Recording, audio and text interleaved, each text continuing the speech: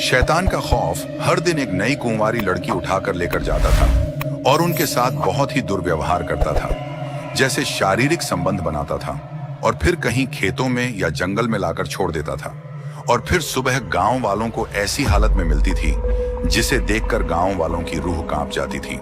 लड़कियों के शरीर पर अनगिनत निशान, कपड़े फटे। ऐसी हालत देख के गांव वाले बहुत ही परेशान रहते थे। गांव की रातें अब मौत से भी भयानक लगने लगी थीं। हर घर में माताएं अपनी बेटियों को सीने से लगाकर सोती, लेकिन फिर भी सुबह होते ही किसी न किसी के घर से एक लड़की गायब हो जाती।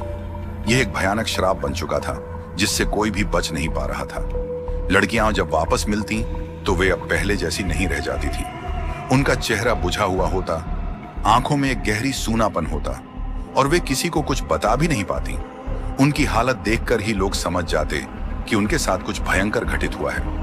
गांव में यह अफवाह फैल गई कि एक प्राचीन शैतानी आत्मा जो सदियों पहले गांव के जंगल में दफन कर दी गई थी, अब वापस आ गई थी। वह सिर्फ कुंवारी लड़कियों को ही अपना शिकार बनाती थी, क्योंकि उन्हें वश में करना उसके लिए आसान था। एक बूढ़े बुजुर्ग ने कहा, यह आत्मा पहले भी इस गांव में उत्पात मचा चुकी है। वह एक राजा का दुष्ट दरबारी था जो गांव की लड़कियों पर अत्याचार करता था। जब गांव वालों ने उसे मार डाला तो उसकी आत्मा श्राप बनकर रह गई।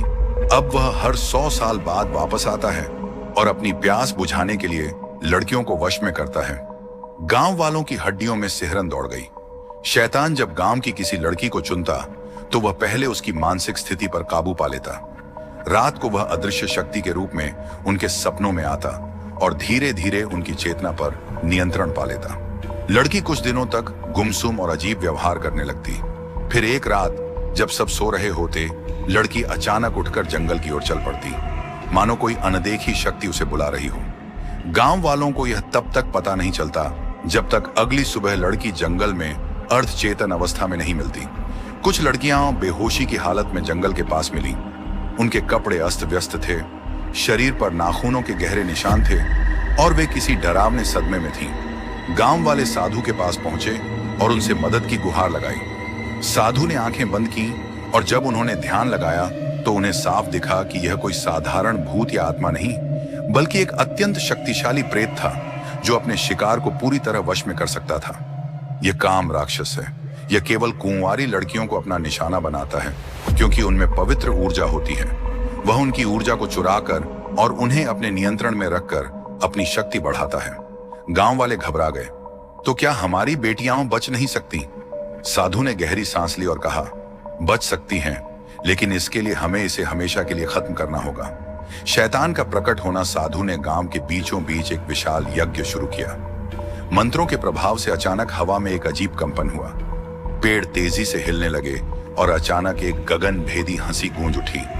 हाँ हाँ हाँ, तुम लोग मुझे रोक नहीं सकते। मैं सदियों से जीवित हूं और हमेशा रहूंगा। एक भयानक काली छाया प्रकट हुई। उसकी लाल आंखें जलती हुई अंगारों जैसी थीं और उसका शरीर धुएं और आग से बना हुआ लग रहा था। गांव वालों की रीढ़ में सिहरन दौड़ गई। शैतान ने अपना हाथ हवा में घुमाया और अचानक गांव की एक लड़की हवा में उठने लगी।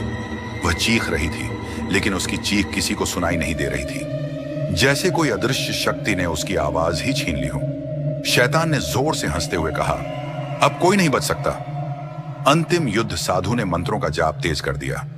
उन्होंने अग्नि में विशेष तांत्रिक जड़ी बूटियां डाली, जिससे आग और अधिक प्रज्वलित हो उठी। अब तेरा अंत निश्चित है, असुर। शैतान तड़पने लगा।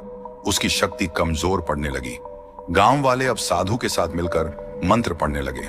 पूरा गांव दिव्य ऊर्जा से भर गया। शैतान ने आखिरी बार जोर से चिल्लाया, नहीं नहीं, मैं फिर वापस आऊंगा।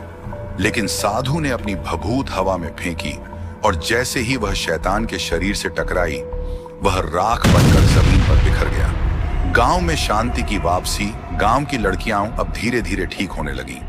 उनकी आंखों में जो डर था वह धीरे धीरे कम होने लगा।